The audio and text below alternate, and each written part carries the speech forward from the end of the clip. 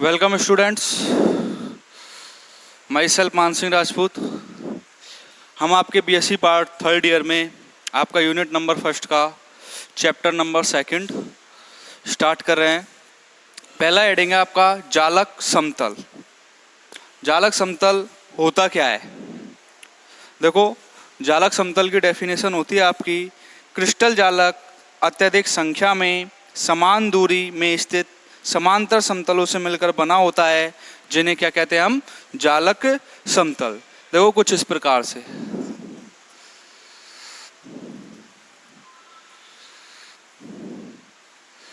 और इन जालकों के प्रकार भी अलग अलग हो सकते हैं।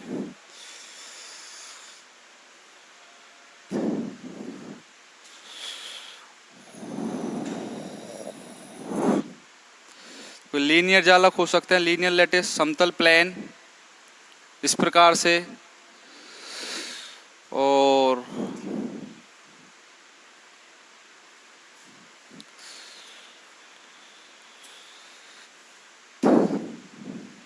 इस प्रकार से भी हो सकते हैं।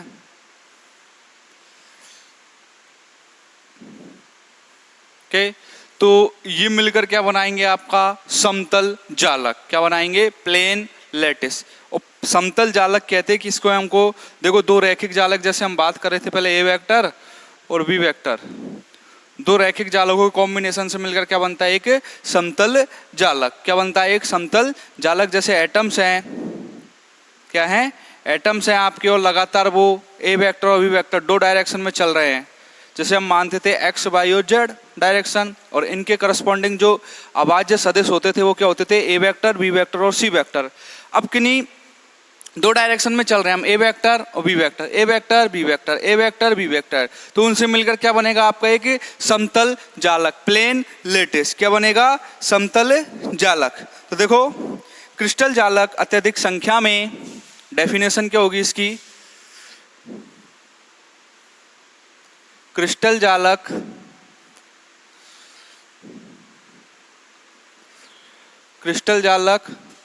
अत्यधिक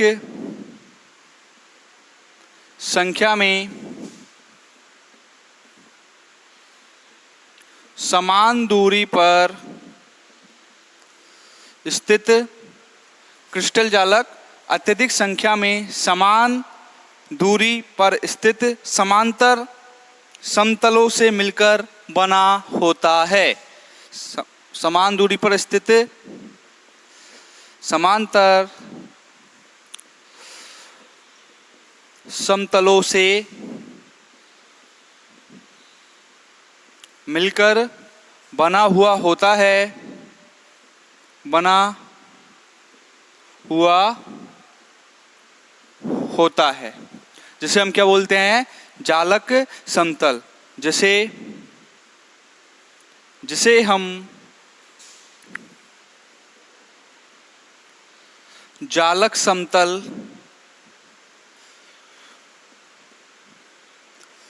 कहते हैं। तो ये किसकी क्या हो जाएगी? जालक समतल की डेफिनेशन प्लेन लैटिस की क्या हो जाएगी? कि क्रिस्टल जालक जो अत्यधिक संख्या में ये एटम्स हैं, इनसे मिलकर लगातार बना हुआ होता है, और जिसे हम क्या बोलते हैं? हम प्लेन लैटिस। ये किसका निर्माण कर रहा है? एक प्लेन लैटिस का। ये किसका कर रहा है? Plane lattice. ये भी एक प्लेन लैटिस है।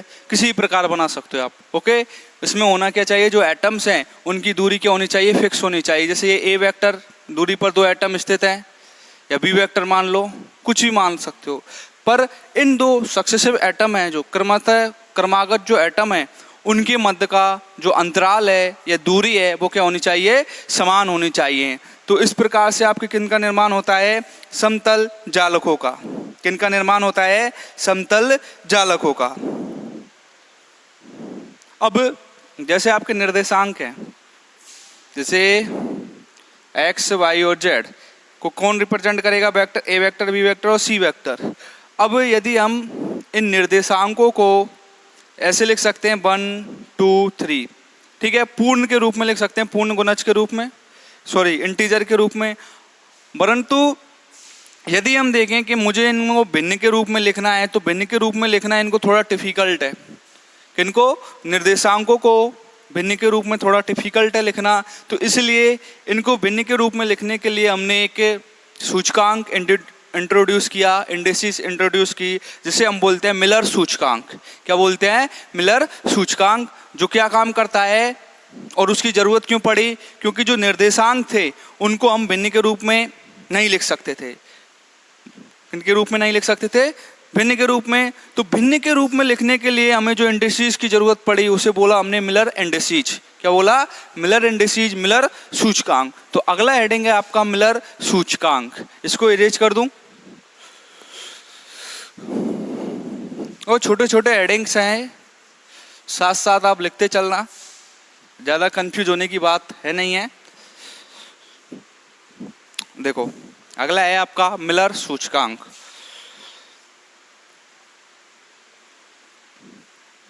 मिलर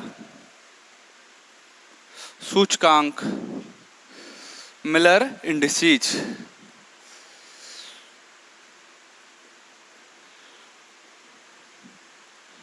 यहां से बच्चों आपके यदि कोई एमएससी एंट्रेंस देना चाहे तो यहां से क्वेश्चन पूछे जाते हैं मिलर इंडिसेस से। ओके, और तो देखो मिलर इंडिसेस क्या होते हैं। देखो व्यापक रूप में हम निर्देशांकों को भिन्न के रूप में लिखना असुविधाजनक होता है।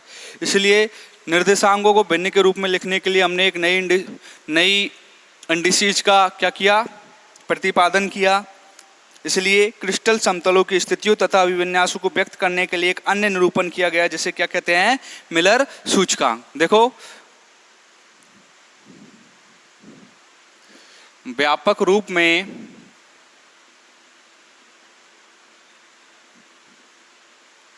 निर्देशांकों को भिन्न के रूप में लिखना, ये बता रहा है इसकी जरूरत क्यों पड़ी मिलर इंडिसेस की। व्यापक रूप में जो निर्देशांक थे उनको भिन्न के रूप में लिखना असुविधाजनक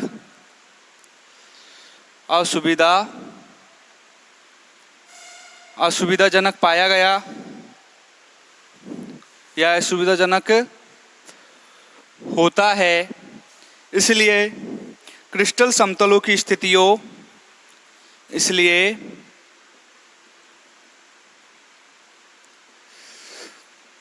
क्रिस्टल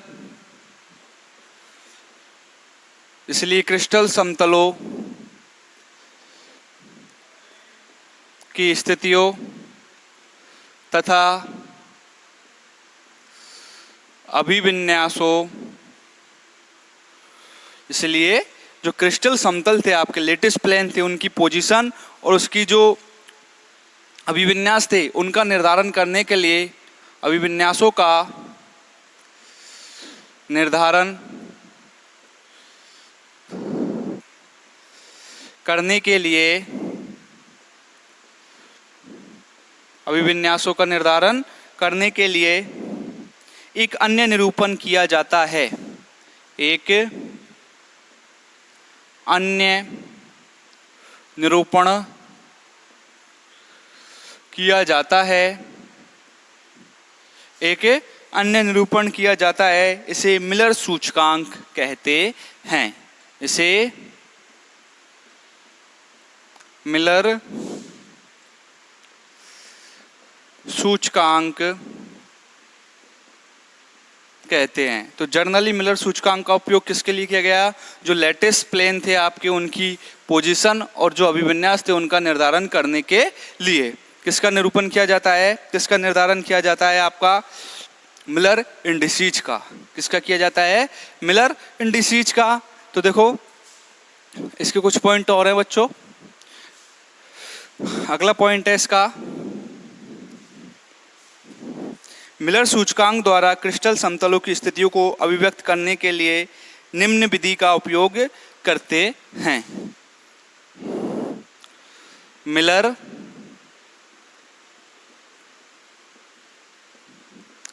सूचकांकों के द्वारा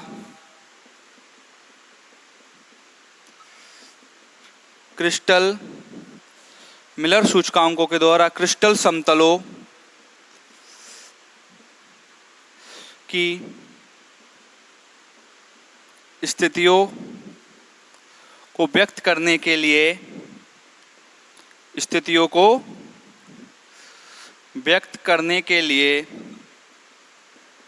निम्न विधि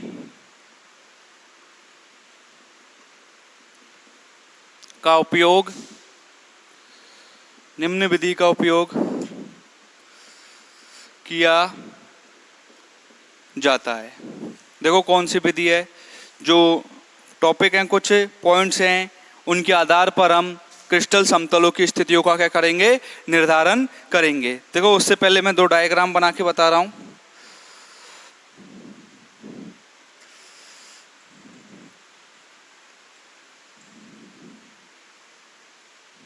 जैसे ये और ये जैसे एक्स डायरेक्शन है, ये बाई डायरेक्शन है और ये जेड डायरेक्शन है। इसका अभाज्य सदिश क्या होगा, ए वेक्टर, बी वेक्टर और सी वेक्टर, और ये क्या हो जाएगा आपका ओरिजिन, मूल बिंदु ओ। अब देखो यदि इसके निर्देशांक ये तो क्या कहलाएगा आपका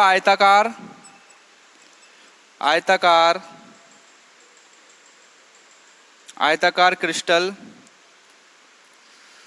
समतल, क्या कहलाएगा, आयताकार क्रिस्टल समतल। यदि ये बोलता है ये एक है पॉइंट, ये आधा है और ये 2 है, तो भाई ए वेक्टर कितना है 1, बी वेक्टर कितना है आपका हाफ और सी वेक्टर क्या है आपका 2। तो जो निर्देशांक आया आपका बाई वाले में वो कितना आया हाफ।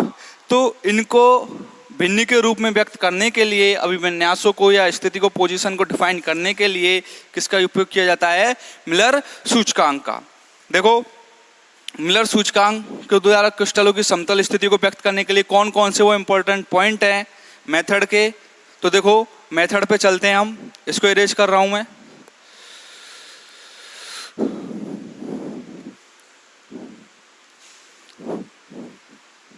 देखो मेथड,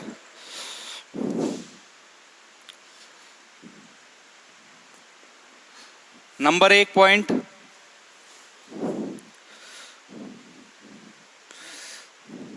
सर्वप्रथम जो क्रिस्टल आपको दिया हुआ है, कोई सा भी क्रिस्टल हो सकता है आपका, आयताकार क्रिस्टल या कोई भी क्रिस्टल है, उस पर आपको जो एक्सेस हैं एक्स वाई और जेड, उनमें आपको जो सदिश हैं ए वेक्टर, बी वेक्टर और सी वेक्टर को क्या करना है, रिप्रेजेंट करना है। ये ए वेक्टर, बी वेक्टर और सी वेक्टर सदिश आपके विभाज्य हो सकते हैं या फिर अभाज्य सदिश, दोनों प्रकार के हो सकते हैं। विभाज्य और अभाज्य से मतलब है प्रिमिटिव या फिर नॉन प्रिमिटिव यूनिट सेल। तो देखो सर्वप्रथम क्रिस्टल में अक्सो, ये मेथड है इसका, सर्वप्रथम क्रिस्टल में अक्सो ए वेक्टर, बी वेक्टर तथा सी वेक्टर को प्रदर्शित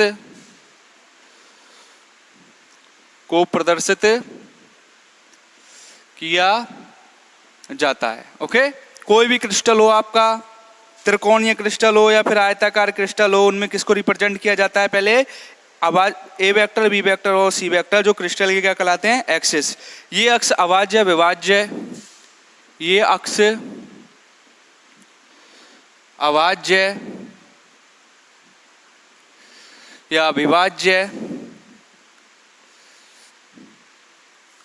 ये अक्ष अभाज्य या विभाज्य दोनों हो सकते हैं। दोनों में से कोई सा भी टाइप हो सकता है, दोनों हो सकते हैं। ये तो हो गया आपका पॉइंट नंबर 1 कि कोई भी आपको क्रिस्टल लैटिस दिया हुआ है, उसमें आपको पहले किसको निरूपित करना है, उसके एक्सिस को, और एक्सिस को निरूपित करने के बाद जो वेक्टर आएंगे आपके, ए vector, B vector, C vector, वो क्या हो सकते हैं, अभाज्य या फिर विभाज्य। नंबर 2 पॉइंट है आपका,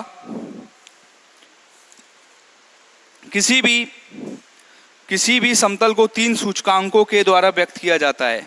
कोई भी समतल है आपका आयताकार या फिर त्रिकोणीय, किसी प्रकार के समतल की बात कर लें, तो समतल को 3 प्रकार के या फिर 3 सूचकांक हैं आपके, जिन्हें हम क्या बोलते हैं, मिलर सूचकांक, उनमें व्यक्त किया जाता है। देखो किसी भी क्रिस्टल को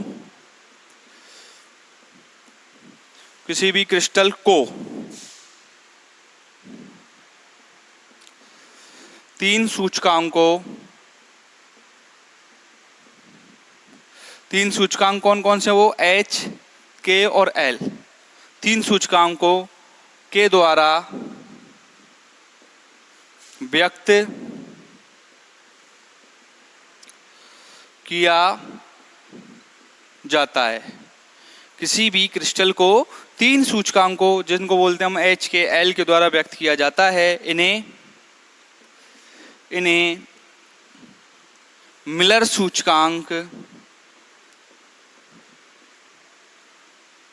इन्हें मिलर सूचकांक कहते हैं। Number 2 complete. नंबर 3, इन अक्षों पर समतलों के द्वारा काटे गए अंतःखंडों को जालक नियतांकों के पदों के रूप में ज्ञात कर सकते हैं। जो एक्सिस है आपकी, ए वेक्टर, बी वेक्टर और सी वेक्टर, या एक्स वाई जेड एक्सिस मानी है आपने, और उनके वेक्टर क्या है? ए वेक्टर, बी वेक्टर और सी वेक्टर। इन एक्सिस पर जो अंतःखंड काटे जाएंगे मूल बिंदुओं से, उनको किससे रिप्रेजेंट करेंगे? देखो अपन उसके बारे में पॉइंट है। इन अक्षों पर समतल के द्वारा, इन अक्षों पर समतल के द्वारा काटे गए, इन अक्षों पर समतल के द्वारा काटे गए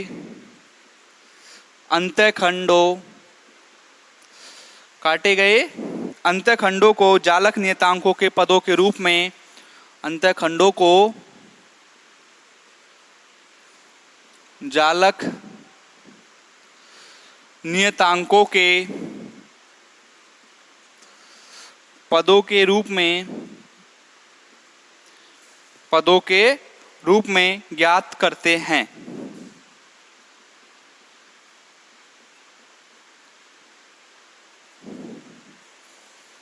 यदि ये अंतःखंड, यदि ये अंतःखंड PA अनुपात QB अनुपात, यदि ये अंतःखंड इस अनुपात में हो, PA अनुपात QB अनुपात RC अनुपात में हो, तो इस अनुपात में हो तो अंतःखंड, जो अंतःखंड आएंगे आपके हो, तो अंतःखंड P अनुपात Q अनुपात R, तो अंतःखंड P अनुपात Q अनुपात R के अनुपात में माने जाएंगे। ओके, लास्ट पॉइंट है आपका नंबर 4। यदि मिलर इंडिसेस की जो सूचकांक है आपको एच, के, एल ऋणात्मक मिलते हैं, तो उन्हें बार के द्वारा रिप्रेजेंट किया जाता है। क्या? यदि मिलर सूचकांक जो है यदि ऋणात्मक प्राप्त हो, तो इन्हें रेखिका कोष्ठक में लिखेंगे बार के द्वारा व्यक्त किया जाता है। यदि एच, के, एल किस में हो? नेगेटिव में हो, किया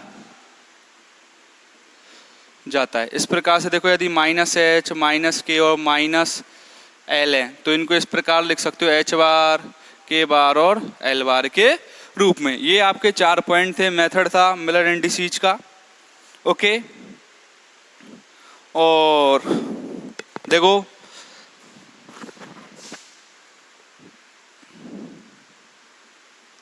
ये रिप्रेजेंट करेगा आपका, मतलब ये जो ब्रैकेट है आपका, ये रिप्रेजेंट करेगा आपका फैमिली ऑफ प्लेन। किसको रिप्रेजेंट करेगा? Family of plane. और ये रिप्रेजेंट करेगा आपका ये जो ब्रैकेट है, ब्रैकेट की बात करेंगे, इस प्रकार के ब्रैकेट में होंगे तो मतलब है फैमिली ऑफ प्लेन, इस प्रकार के ब्रैकेट में होंगे तो मतलब है आपका डायरेक्शन ऑफ प्लेन। प्लेन की डायरेक्शन और फैमिली ऑफ प्लेन। ओके, तो ये मेथड थे आपके, तो इनको आप स्क्रीनशॉट ले लीजिए, इससे मैं अरेंज कर दूं और फिर हम देखेंगे कि भाई मिलर इंडिसेस जो है उनको कैसे स्केच कर सकते हैं, कैसे उनको निरूपित कर सकते हैं। तो पहले आप इसका स्क्रीनशॉट ले लीजिए।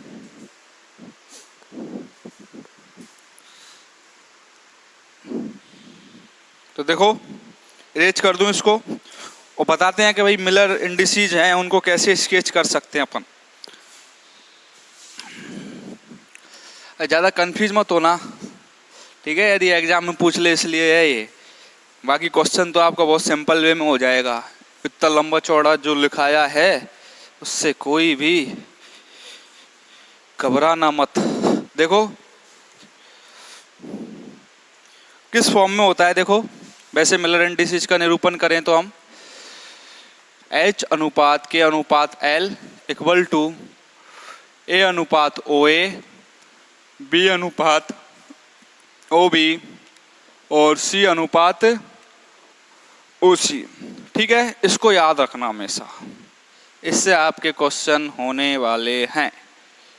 ठीक है, यहाँ H K L तो क्या कहलाएंगे आपके मिलर सूचकांक, Miller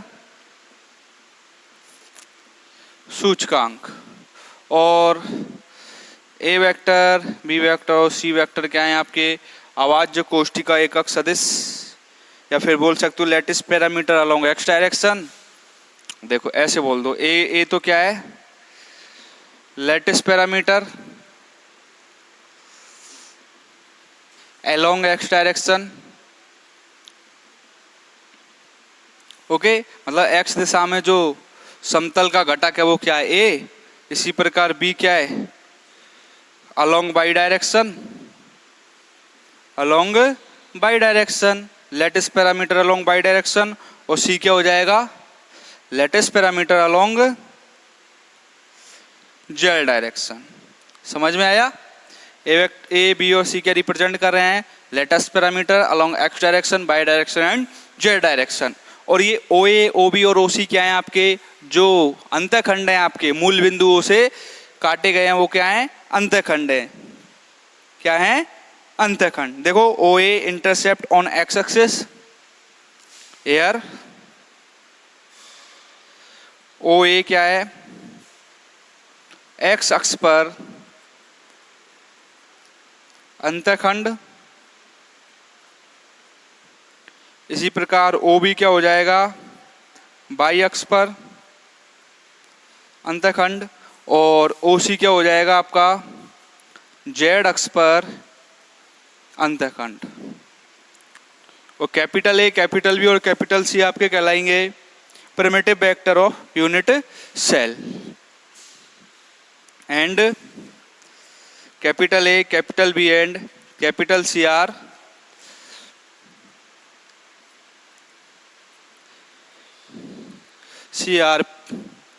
primitive vector of unit cell। A B C क्या है आपके अभाज्य कोष्ठी का एकक सदिश। यहां तक स्वस्थ हो सभी? अब देखो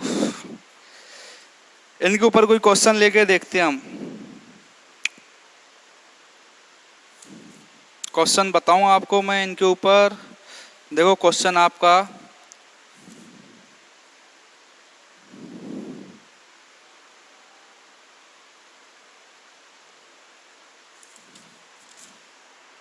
वही मिलर सूचकांक कैसे यूज में ले हम। क्या आपको मिलर इंडिसेस ज्ञात करनी है किसी प्लेन की जिसके लिए आपको अंतःखंड दिए हुए हैं। देखो क्वेश्चन मिलर इंडिसेस ज्ञात करनी है, कोई भी एक समतल जालक दिया हुआ है जिसके लिए आपको अंतःखंड दिए हुए हैं ओ ए ओ बी और ओ सी। देखो कितने दिए हुए हैं ओ ए ओ बी और ओ सी दिए हुए हैं आपको 2 एंगस्ट्रॉम 3 एंगस्ट्रॉम और 4 एंगस्ट्रॉम। कितने दिए हुए हैं 2 3 और 4 एंगस्ट्रॉम। 2 एंगस्ट्रॉम 3 एंगस्ट्रॉम और 4 एंगस्ट्रॉम। ओके, और ये आपको दिए हुए हैं 2 एंगस्ट्रॉम 3 एंगस्ट्रॉम और 4 एंगस्ट्रॉम। ठीक है ना। आपको ज्ञात क्या करना है, H अनुपात के अनुपात L।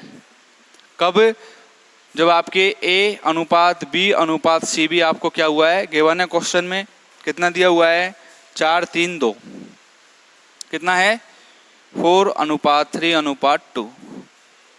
तो आपको किसकी क्या निकालना है, आपको लेटिस के लिए HKL, और HKL क्या होते हैं आपके मिलर सूचकांक, मिलर इंडिसेस। तो देखो इस फॉर्मूले को यूज करो, H अनुपात के अनुपात L बराबर A ओवर OA अनुपात B ओवर OB अनुपात C ओवर OC।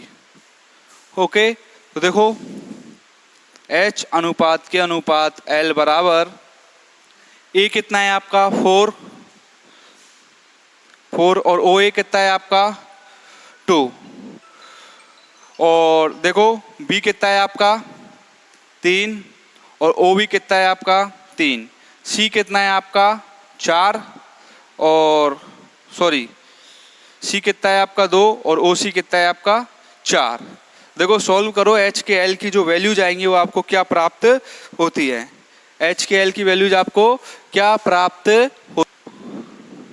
देखो सॉल्यूशन देखो इसका क्या हो जाएगा, HKL का अनुपात क्या आएगा आपका, H अनुपात के अनुपात L बराबर ये कितना हो जाएगा 2 1 और 1/2, 2 1 और 1/2। तो H अनुपात के अनुपात L क्या हो जाएगा, देखो 2 क्या हो जाएगा LCM, तो ये कितना हो जाएगा 2 × 2 4, 2 और 1 कितना हो जाएगा 4 2 और 1। तो ये क्या आ गया आपका मिलर सूचकांक, क्या आ गया मिलर सूचकांक।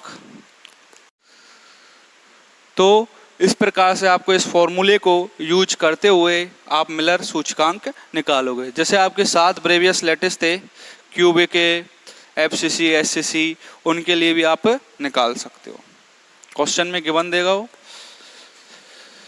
ओके, ये थे आपके मिलर इंडिसेज। तो जो मेजर बात है इसकी याद रखने योग्य वो है आपकी H अनुपात के अनुपात L बराबर A ओवर OA अनुपात B ओवर OB अनुपात C ओवर OC, जहाँ पर H के L तो क्या है आपके मिलर इंडिसेज, और A B और C क्या है आपके, A B C क्या है आपके प्रिमिटिव यूनिट सेल, और OA OB और OC क्या है आपके इंटरसेप्ट्स हैं, अंतःखंड्स on X axis, X Y and Z axis पर। ओके, तो आज के लेक्चर में इतना ही, इससे आगे हम अगले लेक्चर में देखेंगे। तब तक के लिए धन्यवाद।